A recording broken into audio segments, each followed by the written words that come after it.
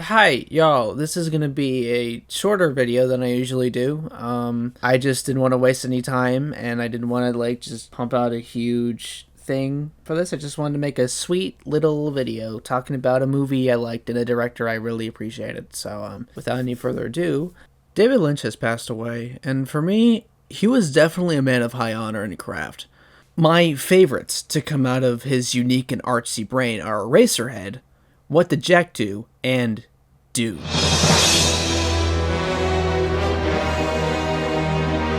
1984's Dune is a mess of an adaptation, covering only half of the novel and half of the original runtime. The experimentation to visualize one of the greatest books of all time breathes life in every frame. One of the examples that comes to my mind immediately is the cubed shields. Now, guard yourself from truth. And honestly, they're really cool. Knowing the animators spent a year creating these shields, only to become underappreciated unless you're from the Corridor crew and myself, it's just really neat to look at how it warps and bends and actually functions like it was just this broken glass of body armor. It's really neat. My favorite part of this movie is the sandworms. The way they rise from the ground and leap off the illustrations in our mind. The craftsmanship of its many teeth and flesh really bring this creature of another world to life. Comparatively, it is a bit lacking, and when Paul rides the worm, it's not as epic as we all wish it was, but for someone who loves practical puppets and cool tricks, it is very cool. The worst part about this movie is that it feels unfinished. David wanted to adapt the novel into a 4-hour epic, but the studio was like, nah. From the get-go. Hearing him talk about how he didn't have Final Cut on Dune was really disappointing, because if he did have Final Cut, then the movie would have been one of the greatest sci-fi films ever made. We probably would have gotten Dune 2, where Paul Atreides would fall Atreides from grace. There was hope for a director's cut, but David said it would never come to fruition. It's so wonderful that we got 2 adaptations that got the proper chance to flesh out the book to film and/or TV.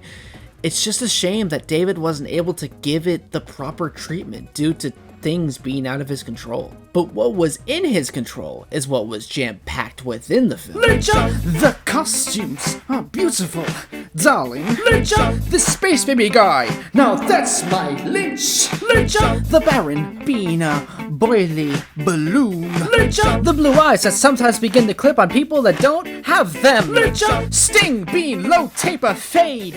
Ratha, Lynch, Sir Patrick Stewart before Star Trek. Lynch, the extravagant locations. Lynch, the soundtrack that was made by Toto. Lynch, the inner monologues I was pointing at the screen. Lynch, these 80s effects are something I honestly live for. Example, Warlock has some really cool effects, but not so good blue screen effects. If you have Amazon Prime at the time of this video, it's on my recommendations list. If you love 80s dark fantasy, then it's a must-see in my opinion.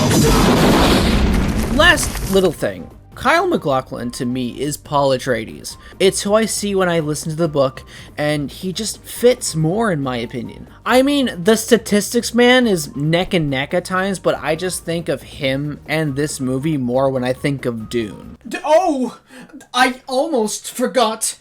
There was a toy line! And how much are these awesome tacular figures? What? Yeah, I'll have to put a rain check on obtaining a regular Paul Atreides. God, the 80s was peak capitalism.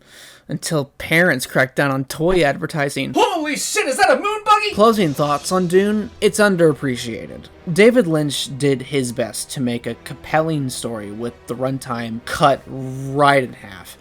And having this be the attempt to bring the book to life that actually makes it to the box office is a great way to start. Dune as a story is already a fever dream, it's just well thought out and drawn, so it makes sense to have Lynch provide his puppeteering hands. Now, fun fact, I thought David Lynch and David Fincher were the same person for a sec. David Fincher made Zodiac, Social Network, Seven, and Fight Club, so I hope I'm the only one in that. Bye-bye. Well, I'd never even heard of the book, and Dino called me and said, "Do you know about this book?" And I said, "No, I never heard of it." And I thought he said June,